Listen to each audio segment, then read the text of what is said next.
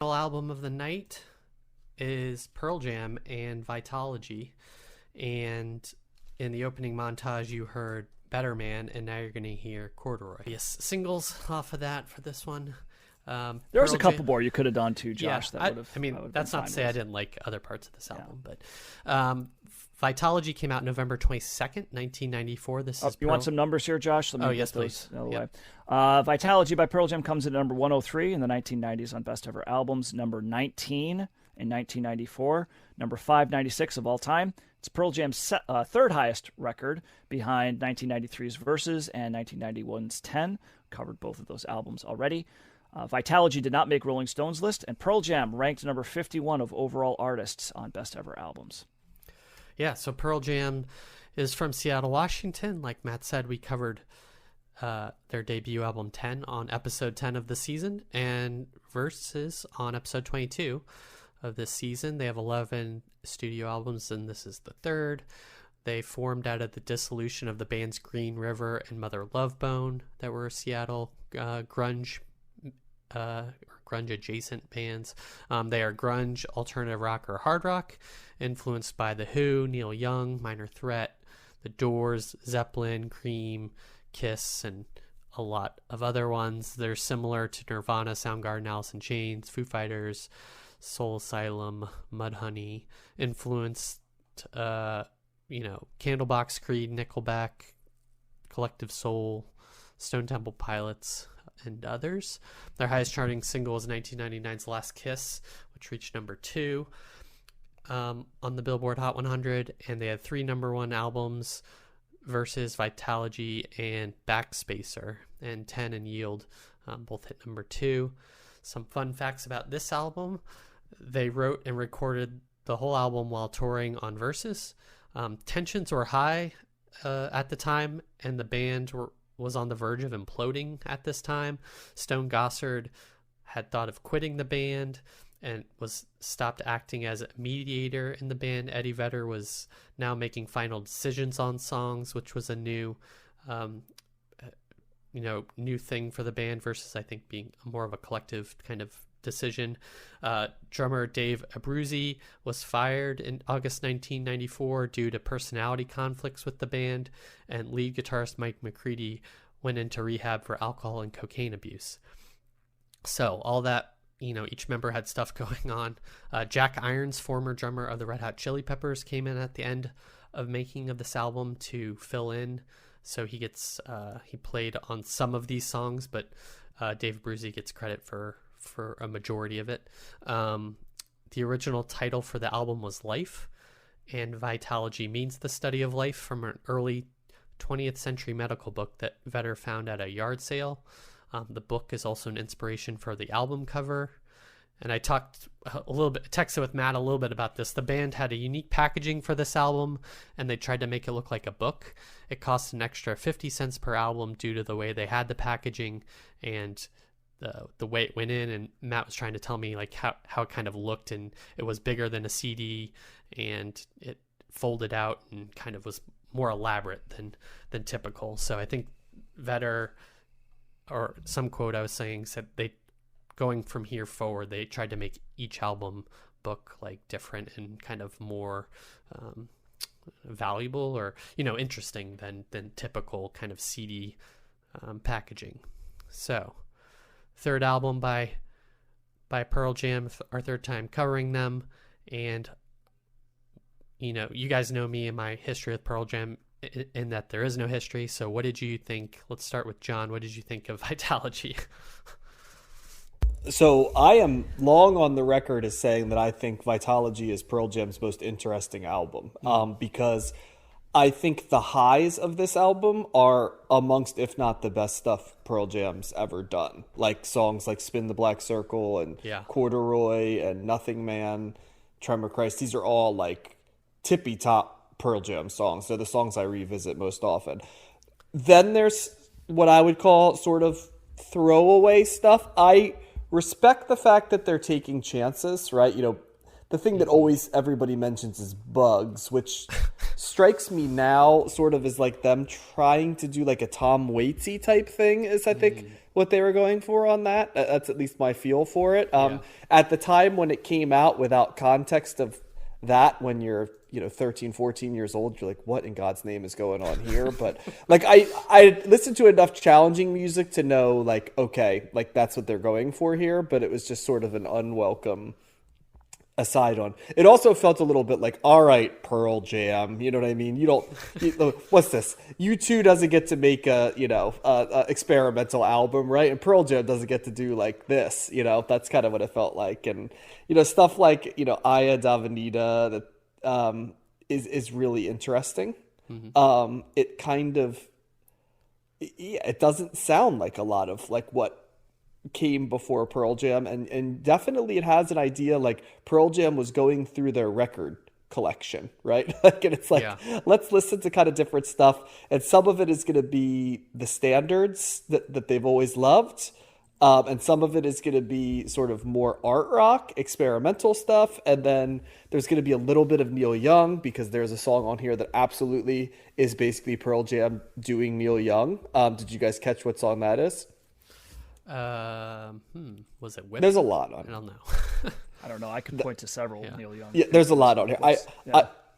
I felt like Immortality is very much like a Neil Young song, but like with Eddie Vedder singing it. But go figure for that. But yeah, Better Man was a radio staple. Corduroy is one of the better radio songs of the 90s, I think. It's just a fantastically energetic it's got that thing that Eddie Vedder does really well too, where he writes like really bitter love songs, but in a way that doesn't sound sad boy or pathetic. They just sound, you know what I mean? They're bitter, but they're not women hating, and they're not blame the woman, right? And he's got a real gift for it, because it gets across that bitterness in like a life situation, but without the easy tropes that people could fall into. So I give him a lot of credit for that. Like Spin the Black Circle is this like awesome, frantic song that just comes out of nowhere. I was like immediately in love with that song when I listened to it. And it's like a punk song almost. It is, yeah. I mean, and obviously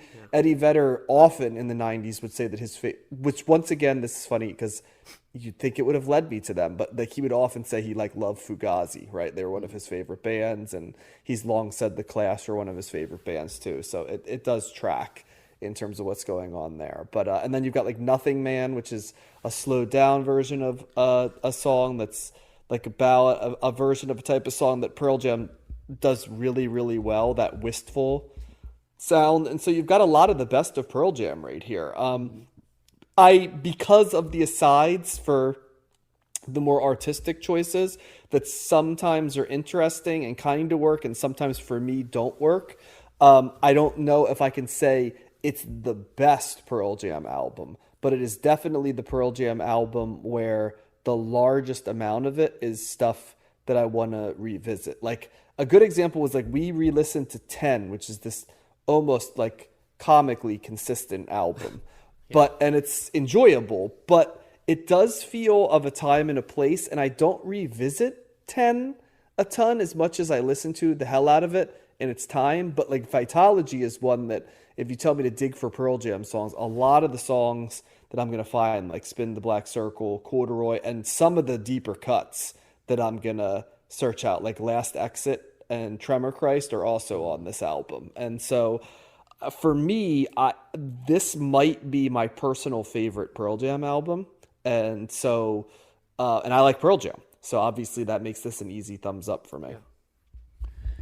Yeah, similar take to you, John. Certainly, and yes, I had this record, and I remember too, Josh. I think I told you, like, I remember there was a big deal that this came out on vinyl. Yeah, and it's before I really knew what vinyl was. Like, I'm like, what does vinyl mean? Like, and I'm like, I think I want this on vinyl because that's like the cool. And I didn't have a record player. I didn't know what the hell I was talking about. But can I add one more thing too, Matt, that I think you'll agree with? It's hard to mention how, for someone who just was processing Pearl Jam as like the biggest rock band in the world, how jarring this album was if that's how you perceive Pearl Jam. Like I'd at this point gotten to listen to more stuff that was edgier, so it didn't throw me. But for my friends who liked the Pearl Jam that they understood, this album was a complicated thing for them because it wasn't what it was.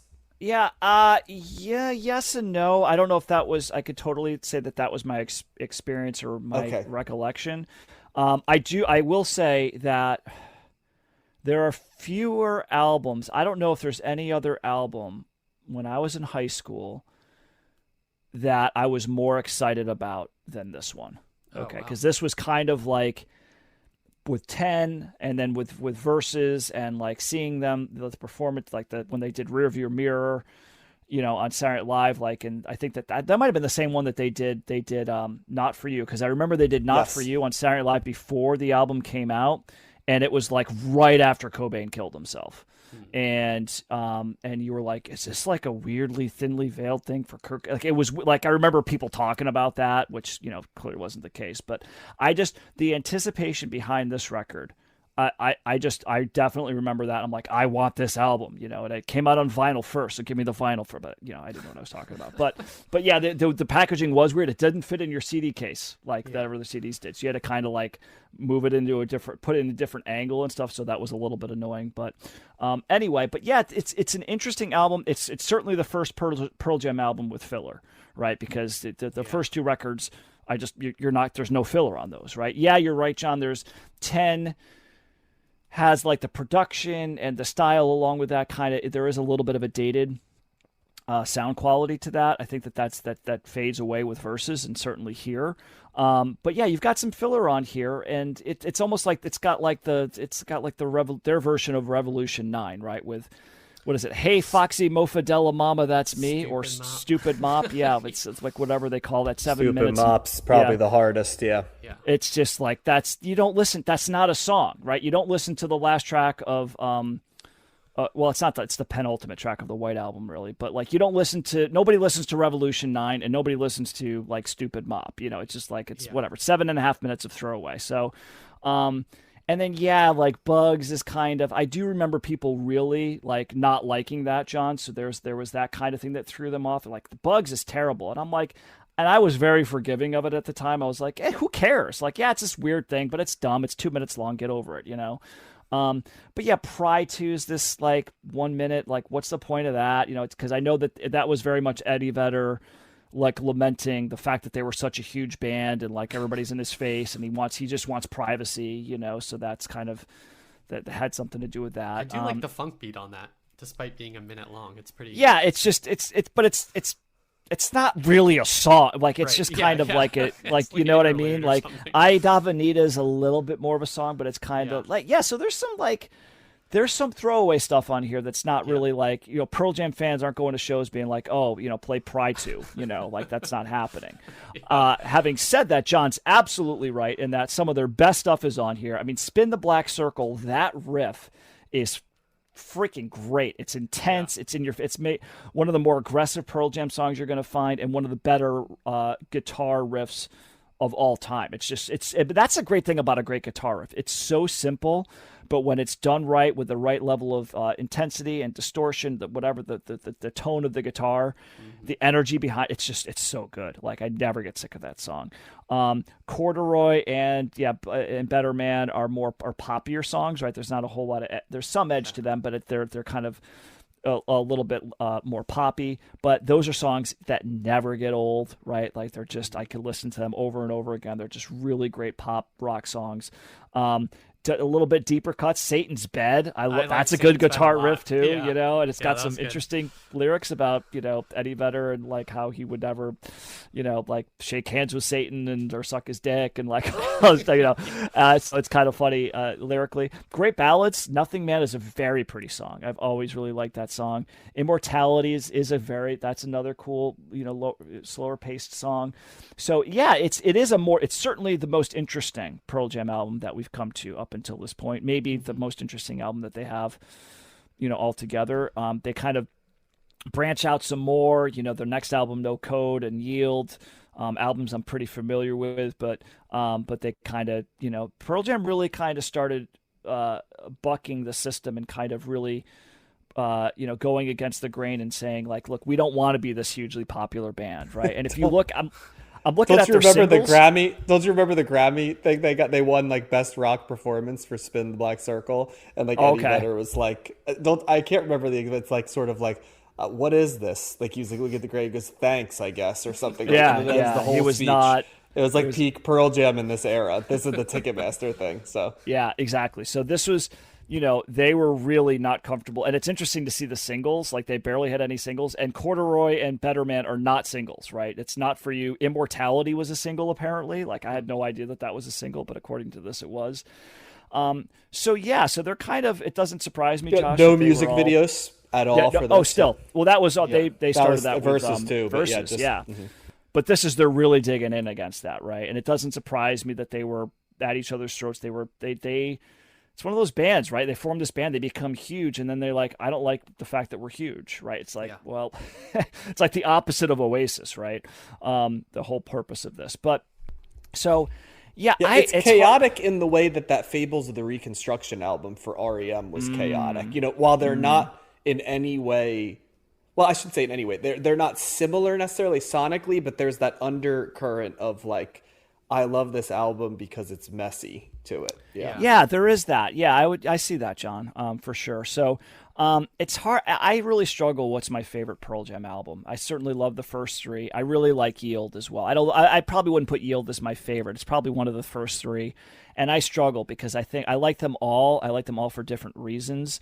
But yeah, I would say this is, of the three, this is probably the most inconsistent, just because they've got 4 filler tracks on here, and I'm very forgiving of those tracks because the strengths of this record are as high as Pearl Jam really gets, maybe with the exception of Black, in my opinion. But yeah, this is them branching out and kind of going against the grain, like I said, but still really solid stuff on here. Great mix of like harder rock, heavier riffs with like some really pretty ballads, and just they're an interesting band. So yeah, I can't help. Of course, it's a thumbs up. It's just.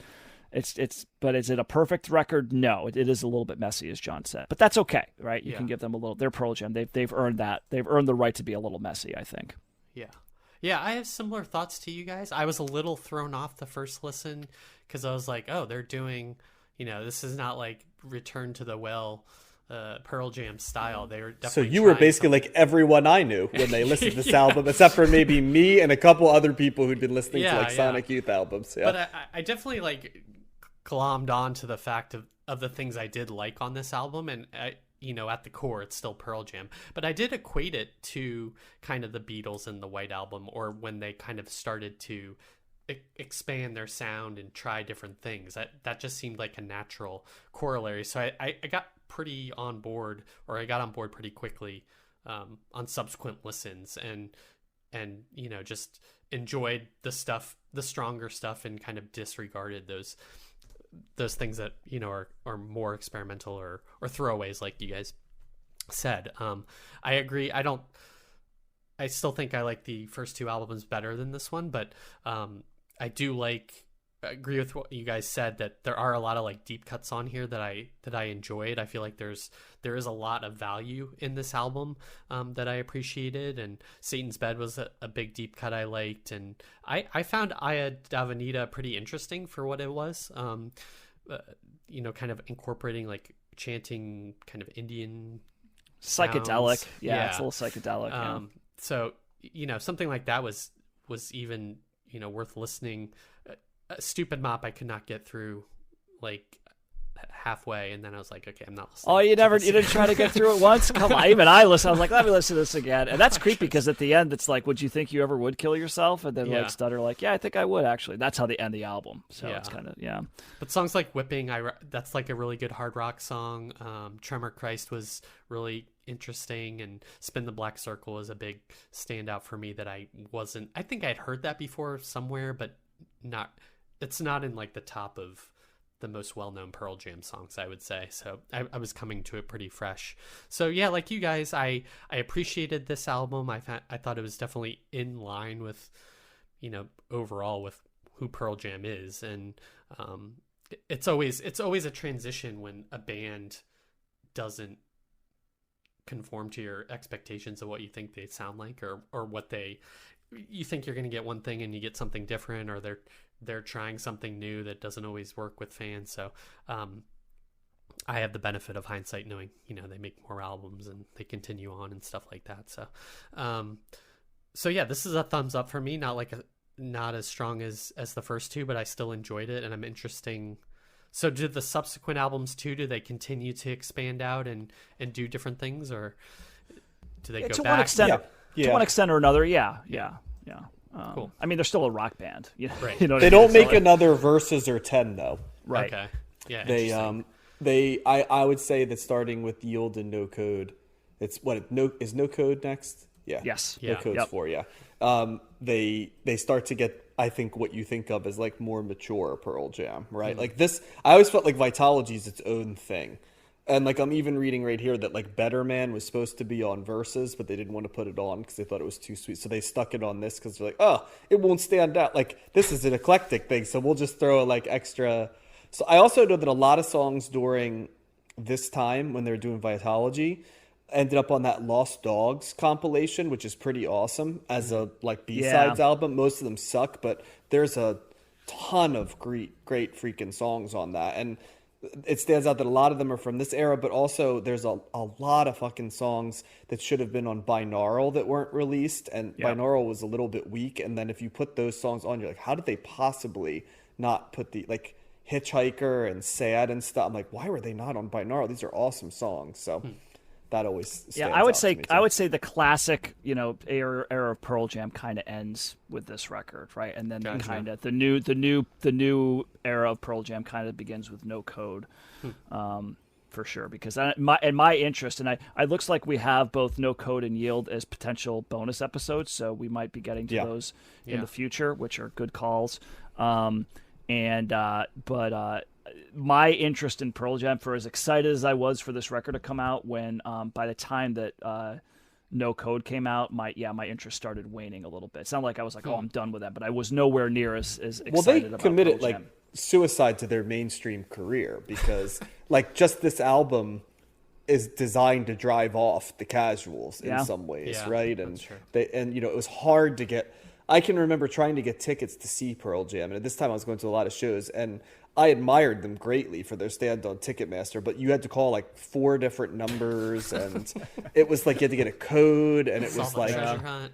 it kind of was actually like what 2-factor authentication and stuff is now, but like in like 1994, it's like what is going on here? Yeah, So- with rotary and- phones and shit. well, and I'd been used to like walking. This shows how old I am now. I had been used to like for some of the concerts I went to, like standing in lines right at the mall to like pick them up, Or And so this redialing was- your phone, like redial, Yes. like the number to try to get Yeah. in, So, Yes, so to have something where you had to get like a code and play like a scavenger hunt, like there were a lot of things during this period that made it harder to stay a Pearl Jam diehard, and they still have a robust following, and I Oh, think they sure that do. I think it played out exactly as they would have wanted it to as well, because I think there was a level of fame they had that was unsustainable, and so they just committed like a surgery on like just removing a third of their fans who will only ever know them for Even Flow and like Jeremy. Yeah. and then that's it, their relationship. So yeah. Yeah. Interesting. Cool.